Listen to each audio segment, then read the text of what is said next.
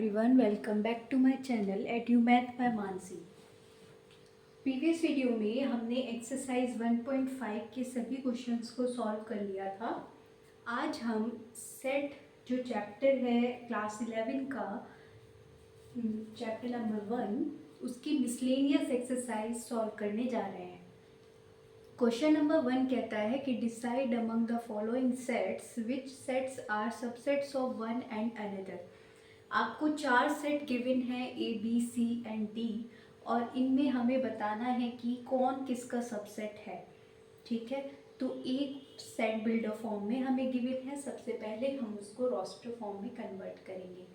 ए set में वो सभी एक्स रियल नंबर्स आते हैं जो इस इक्वेशन को सेटिस्फाई करते हैं। इस इक्वेशन को सेटिस्फाई करने वाले जो x होंगे वो क्या होंगे, इस इक्वेशन के सॉल्यूशन। यानी इस इक्वेशन को सॉल्व कर लेंगे, हम फैक्टर कर लेंगे 12 के।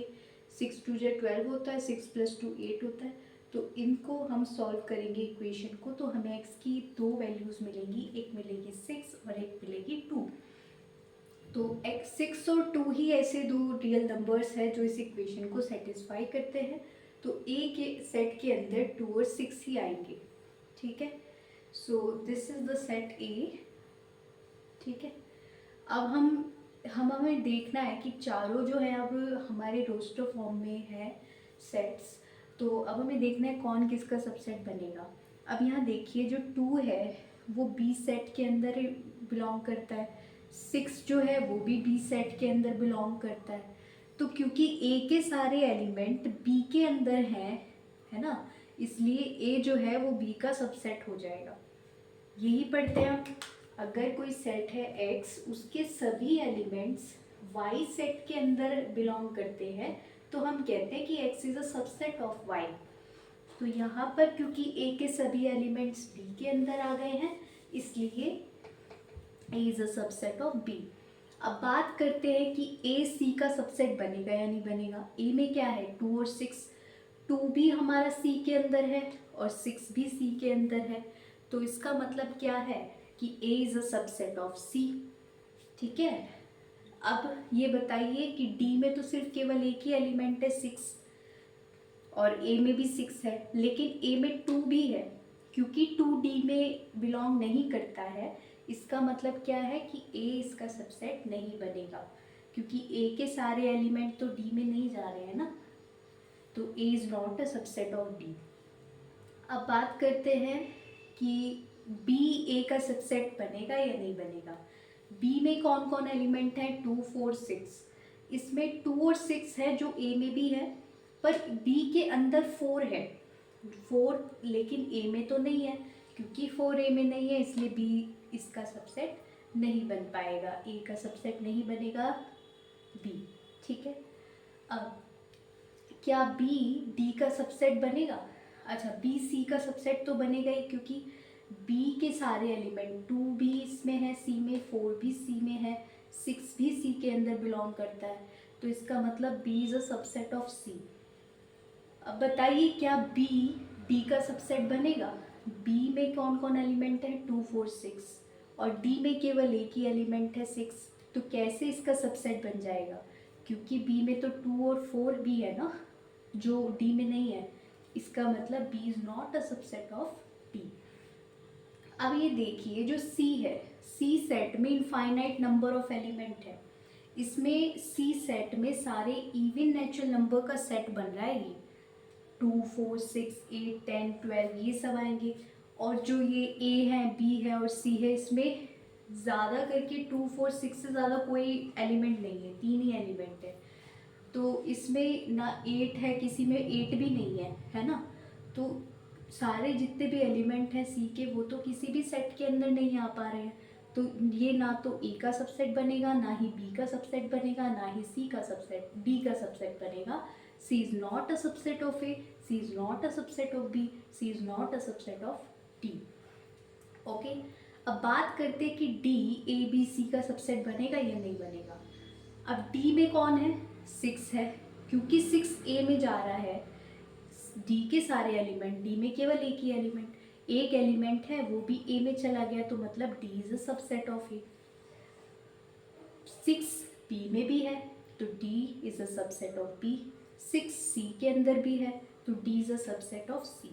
तो यहाँ पर हमने जो भी ABCD सब सेट दिए हुए थे हमने यहाँ बता दिया है कि कौन आपस में एक दूसरे का सबसेट बनेंगे।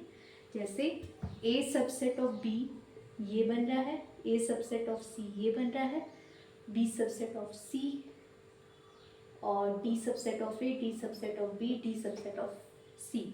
तो इनमें कॉम्बिनेशन में जो है 1 2 3 4 5 6 सेट ही ऐसे मिले जो एक दूसरे के सबसेट बन रहे हैं, बाकी इसके अलावा कोई सबसेट किसी का नहीं बन पा रहा है।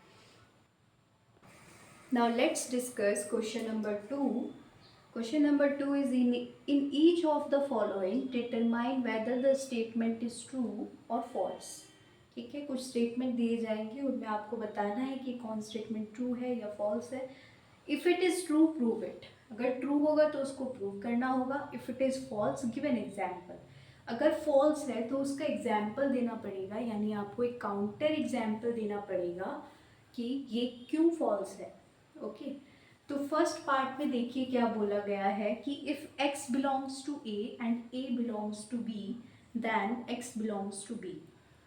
देखिए जो देन से पहले ये इफ़ वाला पार्ट है ये आपको सपोज करके चलना है कि अगर x a का कोई एलिमेंट है, यानी x a में कोई एलिमेंट है और a भी b के अंदर कोई एलिमेंट है। ध्यान दीजिए a और b किसके नोटेशन है, सेट के नोटेशन है।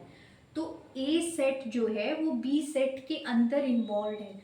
ऐसा हमने एग्जाम्पल भी देखा है एक्सरसाइजेज में कि कोई सेट के अंदर कोई सेट आ गया था 3,4, है ना। एक क्वेश्चन किया था हमने सॉल्व पहले कि सेट के अंदर कोई एक सेट आ जाए लेकिन वो कैसे ट्रीट होता है, एक एलिमेंट की तरह देखा जाता है उसको। किसकी तरह देखा जाता है, एलिमेंट की तरह देखा जाता है।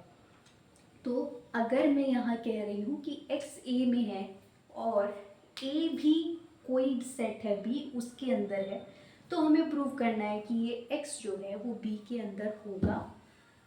ये ट्रू है या फॉल्स है। देखिए इसमें हम पहले सपोज करते हैं कि कोई x का x इक्वल टू 1 ले लेते हैं, ठीक है। 2 ले लीजिए, आप 3 ले लीजिए, उस हिसाब से आपका जो एग्जाम्पल है वो कन्वर्ट हो जाएगा, मतलब काउंटर एग्जाम्पल देना। तो मैं एक दो और एग्जाम्पल दे दूँगी। पहले आप यहाँ समझिए कि अगर मैं x की वैल्यू 1 लेती हूँ तो और एक सेट मैंने बनाया यहाँ पर a जिसमें 1 और 3 एलिमेंट हैं, तो यहाँ पर ये कंडीशन फुलफिल हो रही है कि 1 बिलोंग टू a, है ना। क्या कहते हैं कंडीशन में, if x belongs to a। तो मैंने एक सेट बनाया है जिसमें मैंने x की वैल्यू 1 ली है और 1 बिलोंग टू a है। अब b कोई सब सेट बनाना है जिसमें a जो ये सेट है वो एलिमेंट की तरह उसके अंदर हो, ठीक है। तो मैंने a को इस सेट के अंदर ले लिया, b ये क्या है, एक एलिमेंट की तरह ट्रीट होगा यहाँ पर। ये जो a है सेट 1,3 यहाँ पर कैसे देखा जाएगा, एलिमेंट की तरह। और b में कोई भी एलिमेंट, यहाँ मैंने 2 लिया, आप कुछ भी लेके ये सेट बना सकते हो। तो a बिलोंग टू b, यहाँ पे a क्या कर रहा है, ये 1,3 क्या करेगा, ये सेट के अंदर एक एलिमेंट, सेट के अंदर हमेशा एलिमेंट ही लिखे जाएंगे, तो ये पूरा का पूरा एक एलिमेंट माना जाएगा a बिलोंग टू b। लेकिन यहाँ देखिए जो मैंने सेट बनाया है b, क्या इसमें 1 बिलोंग कर रहा है, नहीं कर रहा है। ये तो 1,3 तो एक अलग हो गया ना, ये तो खुद एक एलिमेंट है। इसमें एक इस सेट के अंदर 2 ही एलिमेंट है, एक तो ये वाला सेट और एक t2। 1 तो इसके अंदर है ही नहीं एज अ एलिमेंट, तो 1 डजंट बिलोंग्स टू b। लेकिन ये स्टेटमेंट क्या कह रहा है कि अगर 1 a के अंदर है और a b के अंदर है तो 1 को b में जाना चाहिए, क्योंकि मैंने यहाँ x की वैल्यू 1 ली है। तो 1 a में है, a b में है, तो 1 को b में जाना चाहिए। लेकिन यहाँ मैंने एग्जाम्पल दिया कि ऐसा तो नहीं हो रहा है, तो दिस स्टेटमेंट इज़ फॉल्स। चलो मैं एक और एग्जाम्पल दे के समझा देती हूँ इसको। ऑल्टर एग्जाम्पल आप ये ले सकते हो कि x की वैल्यू 3 ले लो, यानी एक सेट बनाओ जिसमें 3 है, ठीक है, 3 बिलोंग्स टू a। अब बी सेट कैसे लेना है हमें कि ए जो है वो बी के अंदर होना चाहिए। तो ए तो ऑलरेडी बी के में अंदर मैंने ले लिया। अब उसके अंदर कोई भी एक्स्ट्रा एलिमेंट जो इसके अलावा ऐसे देख सकते हैं, तो 2 मैंने यहाँ पे कंसिडर किया है। तो A is a set 3, singleton set 3, 2। अब यहाँ देख रहे हैं कि ए तो बी के अंदर है, लेकिन यानी सिंगलटन 3 बी के अंदर इन्वॉल्व है, बट यहाँ पर 3 जो है 3 एज एन एलिमेंट नहीं है इस बी सेट के अंदर। ये सिंगलटन 3 तो सेट है ना, खाली ऐसे जैसे 2 लिखा हुआ है, क्या ऐसे 3 भी लिखा हुआ है? इसमें नहीं लिखा हुआ है, but 3 doesn't belongs to B, hence given statement is false. ऐसे आप इनफाइनाइट नंबर ऑफ एग्जाम्पल्स बना सकते हो, ठीक है। सेकेंड पार्ट में देखिए कि if A is a subset of B and B belongs to C, then A belongs to C. यानी अगर ये कंडीशन है आपके पास कि A is a subset of B, B is a subset of C, तब आपके पास ए जो सेट है वो सी में बिलोंग करेगा। क्या ये स्टेटमेंट ट्रू है या फॉल्स है? अब आप देखिए, हम यहाँ सपोज करते हैं कि ए जो सेट है वो सिंगलटन सेट 1 है, ओके। और बी एक सेट लिया मैंने, बी को मुझे कैसे लेना है? जो कंडीशन दी हुई है उसके हिसाब से। यहाँ मुझे बोला गया है कि A is a subset of B, तो मुझे बी ऐसा चूज करना होगा जिसमें ए के एलिमेंट्स ऑलरेडी वहाँ प्रेजेंट हो। तो ए में क्या है? 1, तो मैंने एक ऐसा सेट बनाया जिसमें 1 ऑलरेडी हो। ए क्या है? यहाँ पर बी का सबसेट है, ये कंडीशन तो चलो बी को ऐसे बनाया है कि जो कंडीशन को सेटिस्फाई कर रहा है यहाँ तक, ठीक है। अब मैंने एक सेट बनाया है सी। सी में यहाँ पर कंडीशन क्या दी है कि बी जो है वो सी के अंदर बिलोंग करना चाहिए। तो बी सेट को बिलोंग करने वाला, बी सेट बिलोंग करने वाला एक सी सेट बनाना है। तो मैंने लिया बी, और यहाँ पर कोई भी अपनी मर्जी से मैंने एलिमेंट ले लिया 3, ठीक है। तो बी क्या है? सेट 1, 2, 3। सेट 1, 2 बी सेट है, और ये पूरा सी सेट हो गया। यहाँ पर क्या है? बी जो है वो सी में बिलोंग करता है। अब मुझे बताना है कि ये मैंने 2 कंडीशन जो ये वाली थी ना, उनसे उनको सेटिस्फाई कराने वाला मैंने ये 2 सेट बना लिए हैं, 3 सेट बना लिए हैं, ए बी सी, ठीक है। अगर ये कंडीशन सेटिस्फाई हो रही है तो मुझे बताना है कि क्या ये ए सी में आएगा। अब ये बताइए, ए जो सेट है सिंगलटन 1, क्या वो इस सेट सी के अंदर है? नहीं है। सेट तो इन्वॉल्व है ही नहीं इसके अंदर, एलिमेंट की नहीं बात कर रहे हम। क्या ये सेट सिंगलटन 1 इस सेट सी के अंदर है? बिल्कुल नहीं है। हमें कहाँ दिख रहा है ये सिंगलटन 1 एज इट इज़ यहाँ कहीं बैठा है? नहीं बैठा है। इसका मतलब बी जो है वो, सॉरी, ए जो है वो जो सिंगलटन 1 है, क्योंकि सी के अंदर बिलोंग नहीं करता है, hence given statement is false, ठीक है। फॉल्स क्यों आ रहा है? क्योंकि अगर देखो, जो चीज़ ट्रू होती है ना, अगर ये स्टेटमेंट ट्रू होता तो कोई भी दुनिया में आप सेट ले लेते जो इन 2 कंडीशन को सेटिस्फाई कर रहे होते, तो ये हमेशा स्टेटमेंट ट्रू होता। लेकिन अगर कोई भी ऐसा एग्जाम्पल आपने दे दिया जो इन दोनों कंडीशन को सेटिस्फाई कर रहा है लेकिन इसको नहीं कर रहा, तो मतलब ये स्टेटमेंट फॉल्स है, ठीक है। तो ये हो गया हमारा second part. Now let's discuss question number 2। In each of the following determine whether the statement is true or false। ये हम क्वेश्चन पढ़ रहे थे, इसका थर्ड पार्ट जो है हमें वो डिस्कस करना है। तो if A is a subset of B and B is a subset of C, then A is a subset of C, ठीक है। तो A B का सबसेट है और B C का सबसेट है, तो हमें शो करना है कि A C का सबसेट होगा या नहीं होगा। तो इसके लिए देखिए कि मैंने यहाँ पर एक सेट लिया। अब ये देखो, ये ट्रू है या फॉल्स है, पहले तो हम एग्जाम्पल के थ्रू ही करके देखते हैं, ठीक है। तो ए जो है मैंने लिया सिंगलटन 1, और क्योंकि ए को मुझे बी का सबसेट लेना है, तो बी को ऐसा ले लिया जिसके अंदर ए के एलिमेंट हो, और बाकी कुछ और हो सकता है। बी को मैंने ले लिया 1, 2, ठीक है। अब बी जो है वो सी का सबसेट होना चाहिए, सी के अंदर बी के तो एलिमेंट होने ही चाहिए, 1 और 2, और मैंने एक एक्स्ट्रा एलिमेंट ले लिया 3। ठीक है, तो यहाँ पर मुझे दिखा कि देखो ए बी का सबसेट है, बी सी का सबसेट है, तो यहाँ पे दिख रहा है मुझे ए जो है वो सी का सबसेट आ रहा है, क्योंकि ए के एलिमेंट 1 है और वो सी के अंदर है, तो A is a subset of C. क्या ये बात ट्रू हो गई? क्या ये बात ट्रू हो गई? मैंने एक एट रैंडम ऐसे ही कोई एग्जाम्पल उठाया और मैंने उसके लिए दिखा दिया कि भाई देखो ये ए है, ये बी है, ये सी है, ये इन दोनों कंडीशन को सेटिस्फाई करते हैं और मेरे पास ये ए सबसेट ऑफ सी आ रहा है, तो ये स्टेटमेंट ट्रू है। क्या ये पॉसिबल है ऐसा कि मैं एक एट रैंडम पूरी दुनिया में जितने भी सेट बनते हैं जो इन दोनों कंडीशन को सेटिस्फाई कर रहे हैं और वो इसको भी करेंगे?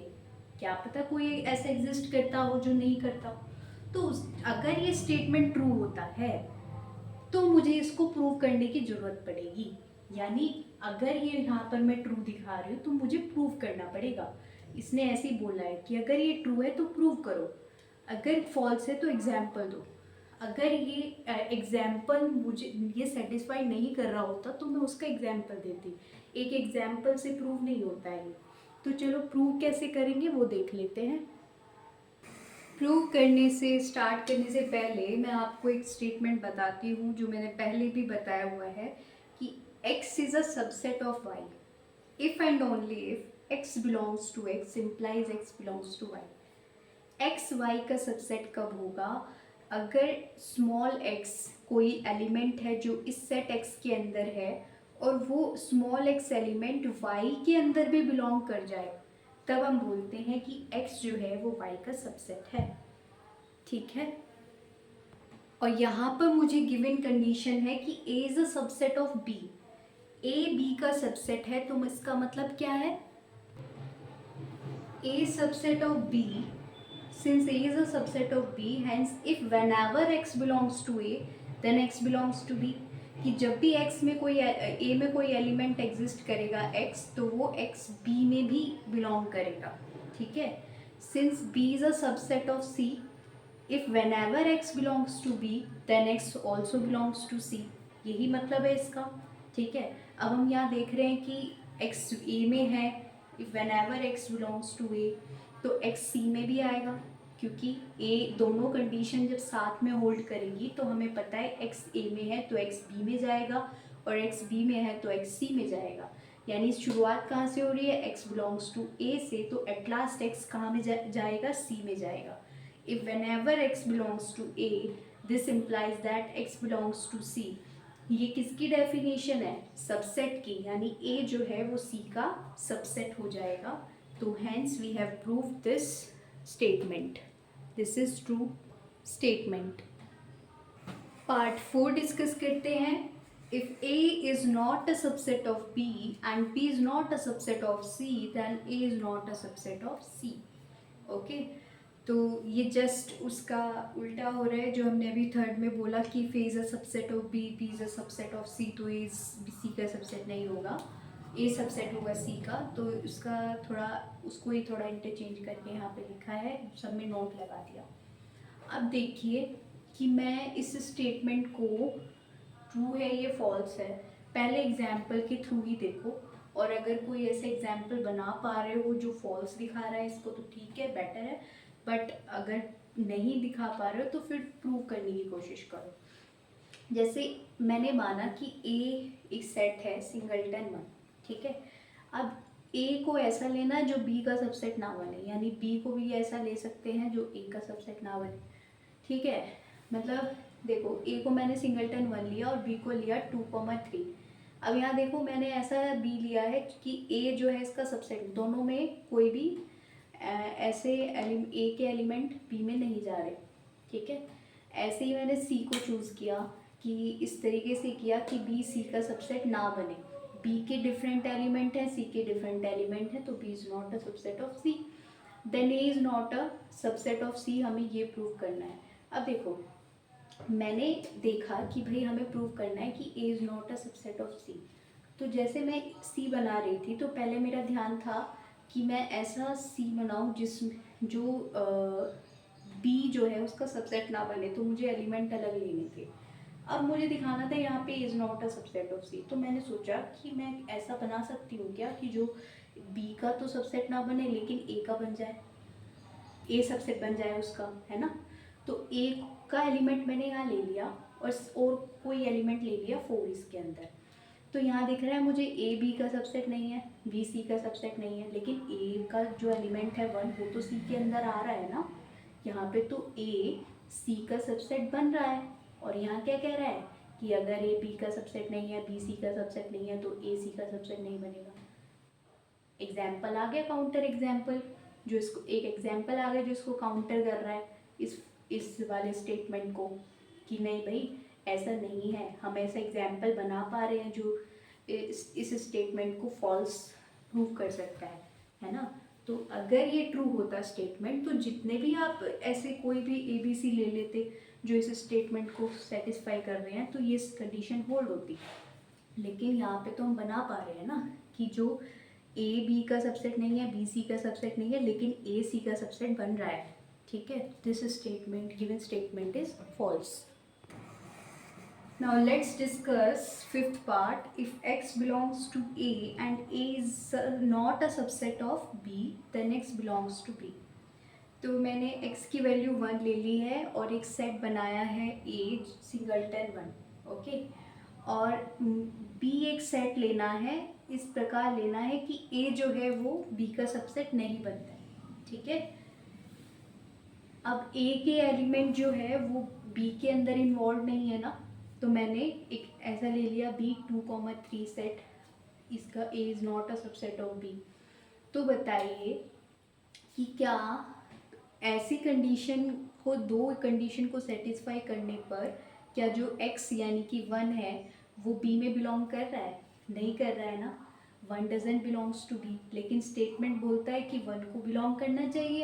अगर मैं x की वैल्यू 1 देती हूँ और वो A में है और A is not a subset of B, तो स्टेटमेंट कह रहा है कि 1 को B के अंदर होना चाहिए। बट मैंने यहाँ पर एक एग्जाम्पल बताया कि अगर मैं A की वैल्यू सिंगलटन 1, B जो सेट है उसमें 2 और 3 एलिमेंट ले लेती हूँ, कंडीशन को सेटिस्फाई कर रहा है कि A is not a subset of B, लेकिन 1 तो A B में नहीं जा रहा है, hence given statement is false.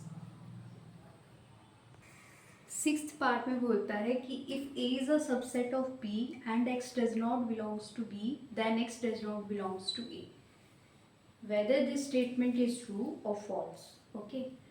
अब देखो, अगर मैं कोई small a capital A set से बिलोंग करा रही हूँ, यानी स्मॉल a सेट A के अंदर इन्वॉल्व है, तो A जो है वो B के अंदर भी इन्वॉल्व होगा, मतलब B के अंदर प्रेजेंट होगा। क्यों? क्योंकि A is a subset of B, है ना। अगर ये A इसका सबसेट है B का, तो जब भी इसमें कोई एलिमेंट होगा A, वो इसके अंदर भी जाएगा, है ना। यही मतलब होता है इसका। अब ये देखिए, अब एक और कंडीशन दी है कि x does not belongs to b। x does not belongs to b जो हमने माना है, और हमें प्रूव करना है कि x does not belongs to a। तो चलो देखते हैं कि हमारे पास दो पॉसिबिलिटी है। अगर x b में नहीं है तो दो पॉसिबिलिटी क्या है कि x a में हो भी सकता है और x a में नहीं भी हो सकता है।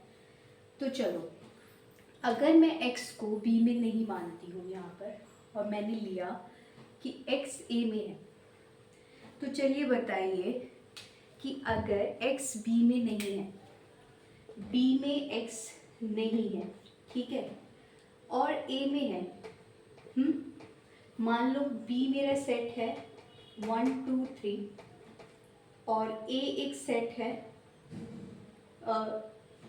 जिसमें है 2,4, ठीक है। यानी अगर x की वैल्यू 4 है, 4 b में नहीं है लेकिन 4 a में है, तो क्या ये जो a है ये b का सबसेट बन पाएगा? बताइए। नहीं बन पाएगा, क्योंकि 4 तो इसके अंदर नहीं है ना।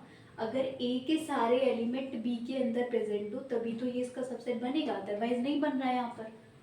तो अगर x does not belongs to b है और मैंने लिया कि x बिलोंग्स टू a, तो a सबसेट ही नहीं बनेगा b का। और जब a b का सबसेट नहीं बनेगा, तो जो हमारी अजम्पशन है, जो हमने शुरुआत में ये कंडीशन कंसिडर की है ये तो कॉन्ट्रडिक्ट कर रहा है ना उसको, तो ये this is contradicting our assumption, that's why ये वाला केस तो हम ले ही नहीं सकते कि x a में है। तो बची पॉसिबिलिटी क्या कि if x does not belongs to b, तो x को किस में होना पड़ेगा, x को a में नहीं होना होगा, क्योंकि अगर x b में नहीं है तो x को a में नहीं होना चाहिए, क्योंकि a b का सबसेट है। ठीक है, तो एक जो हम वो बोलते हैं ना कि if x belongs to a तो x b में जाए तो a b का सबसेट होता है ना।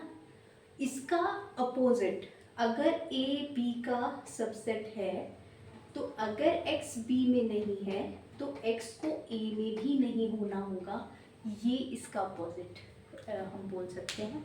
ठीक है, मतलब दोनों ही डेफिनेशन ठीक है कि अगर x a में है और b में जा रहा है तब भी a b का सबसेट बनता है, और अगर x कोई b में नहीं है तो वो a में भी नहीं होगा।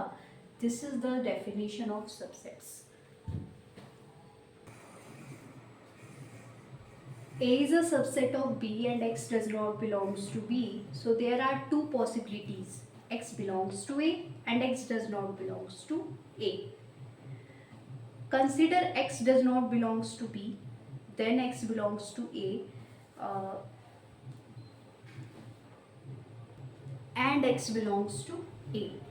अगर हम ऐसा ले रहे हैं कि x B में नहीं है पर x A में है, ठीक है, अगर कोई सेट B में नहीं है, इस बड़े वाले सेट में नहीं है और वो A के अंदर है, तो क्योंकि A को अगर B का सबसेट बनना है तो A के सारे एलिमेंट B में जाने चाहिए ना, लेकिन यहाँ कह रहे हैं कि x A में है लेकिन B में नहीं है, तो इसका मतलब ये इसका सबसेट नहीं बनेगा। A is not a subset of B, but this is contradicting our assumption। हमारी assumption क्या है कि A को B का सबसेट होना चाहिए। जो भी स्टेटमेंट यहाँ गिवन है देन से पहले वो तो हमारी assumption होगी ही, उसको तो हमें स्ट्रिक्टली अज्यूम करके चलना ही है। So this is contradicting our assumption that A is a subset of B, hence X should not belong to A। तो ये वाला जो है ना कि हम लेके चलिए पॉसिबिलिटी, ये हमारी कैंसिल हो गई, सिर्फ हमारा क्या बचेगा, X does not belongs to A, hence given statement is true। Now let's discuss question number 3। Let A, B and C be the sets such that A union B equal to A union C and A intersection B equal to A intersection C। Show that B equal to C। ठीक है, prove करने के लिए सबसे पहले मैंने यहाँ बताया कि A यूनियन B क्या होता है, A यूनियन C क्या होता है, A इंटरसेक्शन B और A इंटरसेक्शन C क्या होते हैं। A यूनियन B होता है x such that x belongs to A और x belongs to B। A union C होता है x such that x belongs to A और x belongs to C। A intersection में दोनों में होने चाहिए element, x belongs to A and x belongs to B, और इंटरसेक्शन C में x belongs to A and x belongs to C। Okay, अब हमें प्रूव करना है कि B is equal to C। तो दो सेट को इक्वल प्रूव करना है, तो ये बात ध्यान रखेंगे, मैंने पहले भी वीडियोस में बताया है जहाँ इक्वालिटी ऑफ सेट्स की बात की गई थी कि two sets x and y are equal if and only if x is a subset of y and y is a subset of x। x को y के इक्वल दिखाना है तो मैं पहले दिखा दूं कि x y का सबसेट है और फिर दिखा दूं y is a subset of x, यानी दोनों बातें अगर आप दिखा देते हो कि x is a subset of y and y is a subset of x, तो आप प्रूव कर चुके होंगे x equal to y। So to show b equal to c we have to prove b subset of c and c is a subset of b। अब कोई set को किसी का सबसेट दिखाना है, इफ a को b का subset अगर मुझे शो करना है तो क्या करना होगा, मुझे a के अंदर कोई भी एलिमेंट ले लीजिए आप, मान लीजिए x कोई a का एलिमेंट है और हम किसी तरीके से x को b के अंदर इन्वॉल्व करा देते हैं, यानी x को b के अंदर बिलोंग करा देते हैं, तो हम कहते हैं कि a is a subset of b। तो हमें क्या करना है, b को c का सबसेट प्रूव करने के लिए पहले b में कोई एलिमेंट कंसिडर करेंगे कि let x belongs to b, और वो ये जो प्रॉपर्टीज़ दी हुई है ना, A union B equal to A union C, और ये जो चारों प्रॉपर्टी दी हुई है, दोनों प्रॉपर्टी दी हुई है, तो इनके थ्रू अगर हम ये दिखा पाए कि x जो है वो हमारा c के अंदर भी बिलोंग करता है, तब हम यहाँ कहेंगे कि b is a subset of c। ऐसे ही c सबसेट ऑफ b को हमें प्रूव करना है इसी प्रोसेस से। चलिए डिस्कस करते हैं इसे कि b को c का सबसेट प्रूव करते हैं पहले। तो मैंने क्या किया कि b में कोई एलिमेंट सपोज किया x, let x belongs to b। क्योंकि x b का एलिमेंट है तो x a यूनियन b में आएगा या नहीं आएगा, क्योंकि a यूनियन b में कौन आते हैं, जो या तो a में हो या b में हो। अगर a और b में से एक भी सेट के अंदर कोई एलिमेंट आ गया है तो वो उनके यूनियन में भी चला जाता है। तो क्योंकि b में है x तो उनके यूनियन में तो जाएगा ही। और हमने यहाँ पर देखा है कि a union b a union c के इक्वल हमें ऑलरेडी गिवन है, तो a union b equal to a union c लिख देंगे तो x जो है a यूनियन c में भी चला जाएगा। अब यूनियन का मतलब क्या है कि x a में होगा या x c में होगा, ठीक है, x बिलोंग्स टू a और x बिलोंग्स टू c। अब केस बनाते हैं, ठीक है, क्योंकि मुझे इसको b को c का सबसेट प्रूव करना है तो मुझे क्या दिखाना चाहिए कि अगर x b में है तो x को c में बिलोंग करना चाहिए, है ना, ये तो है। तो अब मेरे पास x बिलोंग्स टू b से ये इम्प्लाई हुआ कि x या तो a में होगा या c में होगा, ठीक है। अब दो केस बनाते हैं कि x b में है, ये तो चलेगा ही दोनों केस में। एक केस बनाएंगे कि x a में है और दूसरा केस बनाएंगे कि x a में प्रेजेंट नहीं है।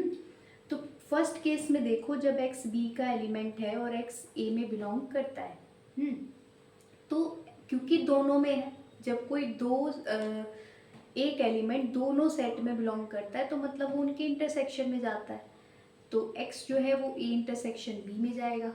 अब a इंटरसेक्शन b को a इंटरसेक्शन c के इक्वल दिया हुआ है तो a इंटरसेक्शन b की जगह a इंटरसेक्शन c लिख देंगे, x a इंटरसेक्शन c में जाएगा। अब इंटरसेक्शन में है तो अगेन इनको x a में भी होगा और x c में भी होगा। अब यहाँ देखो, जब मैंने x को b में लिया पर x तो b में चल ही रहा है और x को a में लिया तो x a में आया और x c में आया, दोनों में आया मतलब। तो इसका मतलब जब भी आप x को b में कंसिडर करोगे और x belongs to a case लोगे तो x कहाँ पे जा रहा है, c में जा रहा है अल्टीमेटली। सो यहाँ पर हमने इनके थ्रू क्या बताया कि if x belongs to a b तो x बिलोंग्स टू c, ठीक है। ये क्या रिप्रेजेंट कर रहा है, अगर एक एलिमेंट इस सेट में है और वो दूसरे सेट में चला जाए, इसका मतलब b जो है c का सबसेट है। यहाँ हम प्रूव कर चुके कि b is a subset of c, लेकिन हमने एक ही केस लिया है अभी यहाँ पर कि x बिलोंग्स टू a। अब दूसरा केस देखो कि जब x a में बिलोंग नहीं करता है, वो केस भी हमें यहाँ कंसिडर करना पड़ेगा। उसमें देखते हैं कि b सबसेट c बनता है या नहीं बनता है।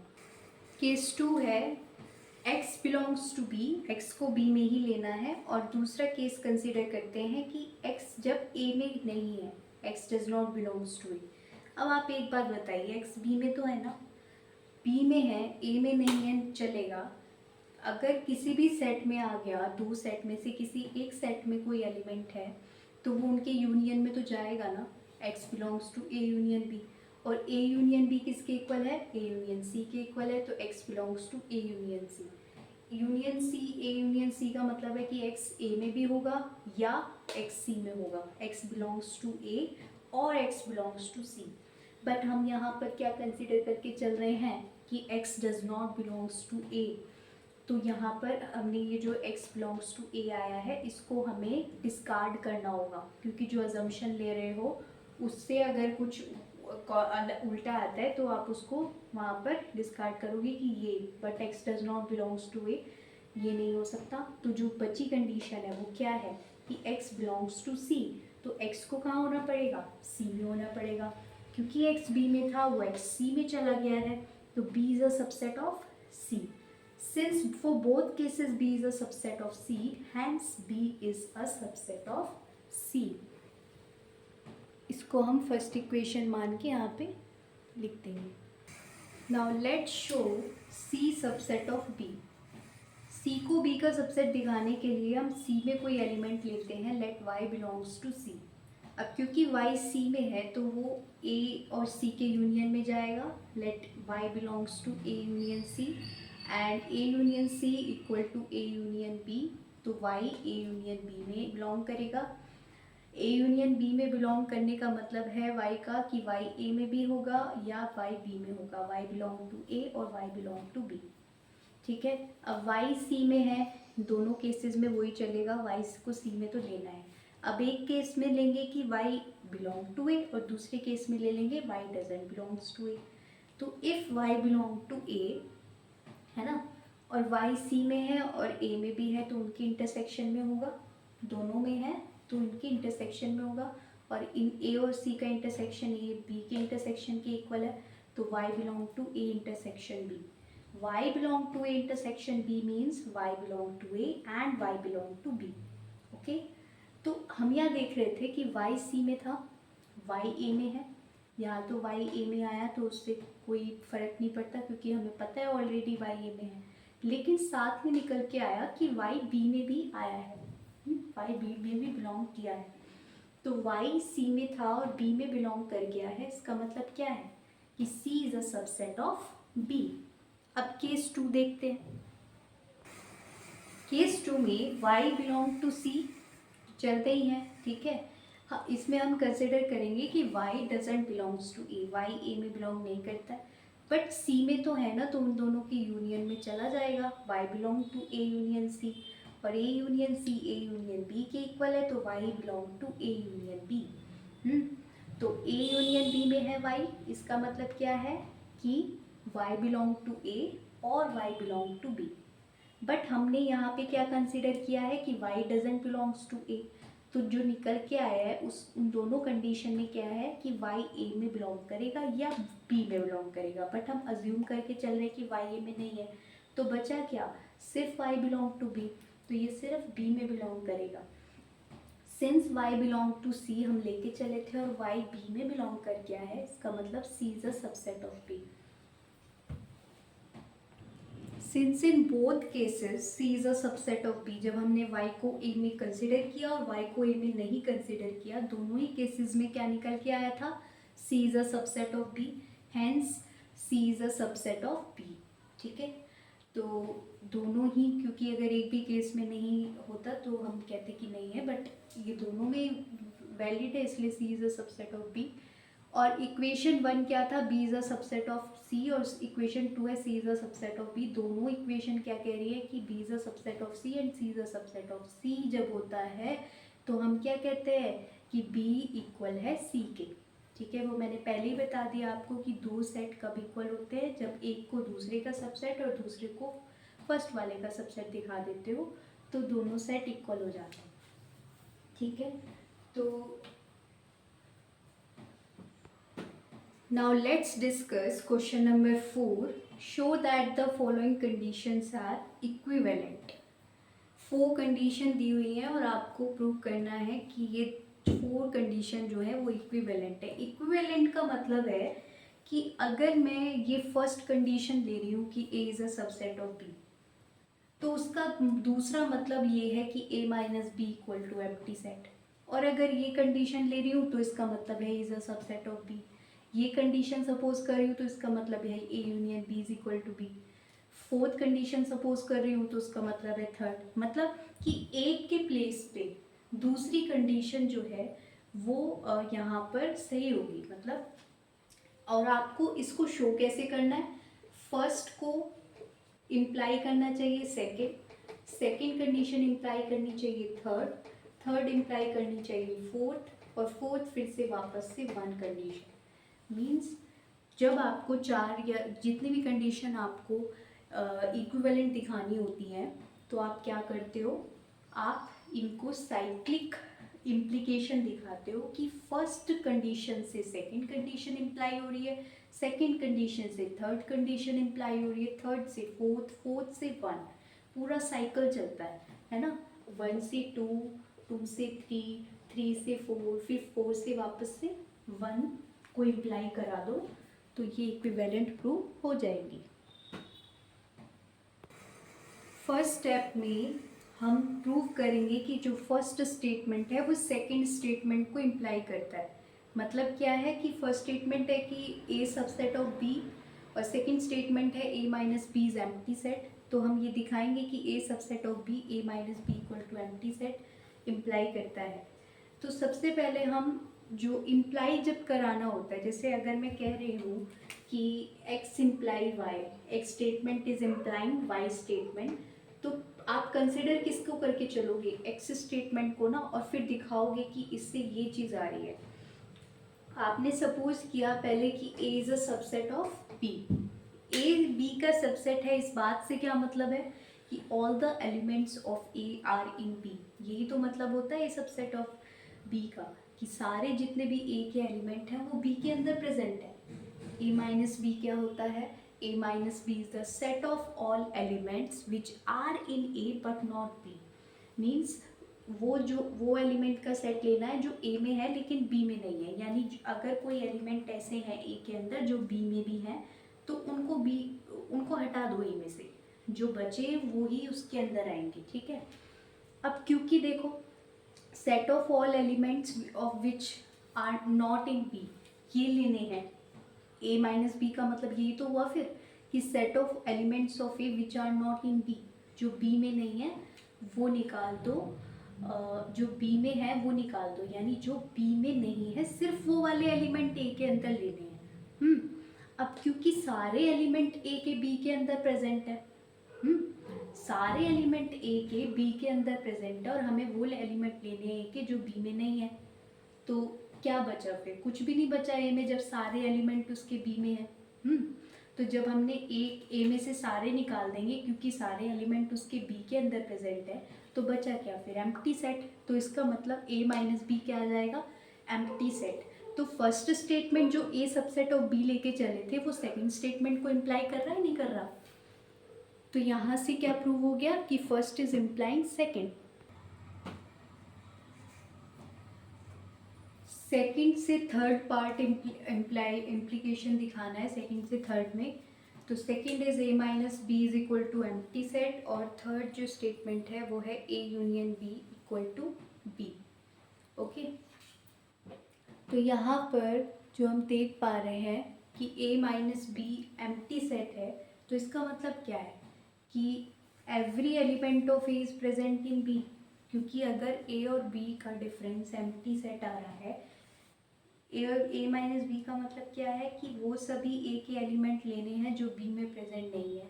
अब a के वो एलिमेंट जो b में प्रेजेंट नहीं है अगर वो एम्प्टी सेट आ रहा है तो मतलब a के सारे एलिमेंट b में प्रेजेंट थे, है ना। यही तो मतलब हुआ, every element of a is present in b, hence a is a subset of b।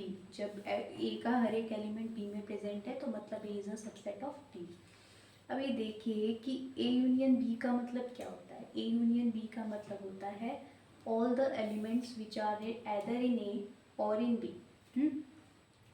If a union b contains all the elements, अब देखो दो चीज़ें हैं, a यूनियन b वो एलिमेंट कंटेन करेगा जो या तो a में होंगे या b में होंगे। अब मैं कंसिडर करती हूँ कि if a union b contains all the elements which are in a, and since A is a subset of B, hence A union B contains all the elements which are in B। क्योंकि A तो B का subset है ना, तो अगर A union B के element A में है तो वो B में भी जाएंगे क्योंकि A के एलिमेंट तो B में भी है। hence A union B is a subset of B। यहाँ से क्या पता चला कि A यूनियन B किसका सबसेट है, A union B contains all the elements which are in B। अगर x b में है तो x a यूनियन b में भी जाएगा, यानी कि b is a subset of a union b। तो दोनों कंडीशन से a यूनियन b क्योंकि b का सबसेट है और b a यूनियन b का सबसेट है, तो मैंने बताया था कि ये दोनों सेट क्या हो जाएंगे फिर, इक्वल हो जाएंगे, यानी a union b equal to b आ जाएगा। 10 सेकेंड से थर्ड का इम्प्लीकेशन भी हमने प्रूव कर दिया है। चलिए इस पार्ट को समझते हैं, बहुत ध्यान से समझना है इस वाले पार्ट को। थर्ड से फोर्थ पे हमें इसको, थर्ड से फोर्थ को इम्प्लाई कराना है यानी कि A union B equal to B से इम्प्लाई होता है A intersection B equal to A, ये हमें प्रूव करना है। तो लेट अस सपोज दैट कि A union B equal to B है। ए यूनियन बी दो सेट इक्वल हैं, तो इसका मतलब क्या है कि इफ़ आई एम सेइंग कि x is a subset of y, तो दिस मीन्स कि x is a subset x equal to y। If I am saying x equal to y, so this means x is a subset of y and y is a subset of x। So if we are talking that a union b equal to b, so this means ये ना कि a union b is a subset of b। और इसका मतलब क्या है कि if x belongs to a union b, तो x b में जाएगा, है ना, क्योंकि a यूनियन b का सबसेट है। तो अगर मैं इसमें कोई एलिमेंट लेती हूँ a यूनियन b में, तो उसको b में भी बिलोंग करना होगा। अब इस बात का मतलब क्या है कि x belongs to a union b, x belongs to a union b का मतलब होता है x बिलोंग्स टू a और x बिलोंग्स टू b, और ये इम्प्लाई कर रहा है कि x बिलोंग टू b। अभी आप यहाँ देखिए, अगर x बिलोंग टू a या x belong to b, ultimately क्या इम्प्लाई करेगा x बिलोंग टू b, तो दोनों और में है ना। तो पहले कंसिडर करते हैं कि x belong to a imply करता है x बिलोंग टू b, और x बिलोंग टू b तो इम्प्लाई करेगा ही x बिलोंग टू b को। तो हम कंसिडर करते हैं कि if x belong to a, तो x कहाँ पे जाएगा, b में, और this is the definition of a subset of b। A intersection B का मतलब होता है it contains all X such that x belong to A and X belong to B, and A is a subset of B. तो A, क्योंकि ए subset है B का, तो ए के सारे एलिमेंट बी के अंदर है। तो कॉमन एलिमेंट कौन से होंगे, दोनों में कॉमन वो होंगे ना जो छोटे वाले सेट में यानी ए में है। तो एक्स, ये जो ए इंटरसेक्शन बी है वो सेट होगा x such that x belongs to A, यानी ये सेट सिर्फ ए के एलिमेंट का सेट होगा which is A. So A intersection B equal to A. So third से यहाँ फोर्थ इम्प्लाई हो गया, ये प्रूव हो गया यहाँ पर। अब क्योंकि हमें क्या करना है, ये सारे स्टेटमेंट इक्विवेलेंट प्रूव करने हैं, तो पहले हमने फर्स्ट से सेकंड इम्प्लाई कराया, सेकंड से थर्ड, थर्ड से फोर्थ। अब हम फोर्थ से वन इम्प्लाई होता है, ये कंडीशन हम यहाँ पर प्रूव करेंगे। Prove fourth is implying first statement. Fourth statement is A intersection B equal to A, and first statement is A subset of B. So suppose A intersection B equal to A, है ना। तो अगर कोई set, दो set equal है, तो ये आपस में एक दूसरे के सबसेट होते हैं। तो let us consider A is a subset of A intersection B। यहाँ पर हम क्या लेके चल रहे हैं, क्योंकि ये दोनों इक्वल है, तो ये इसका सबसेट होगा कि नहीं होगा, बिल्कुल होगा। तो अगर मैं x को, अगर ये इसका सबसेट है, तो मतलब क्या है कि अगर कोई एलिमेंट इसके अंदर है तो वो इसके अंदर भी इन्वॉल्व होगा। If x belongs to a, तो x a इंटरसेक्शन b में भी बिलोंग करेगा।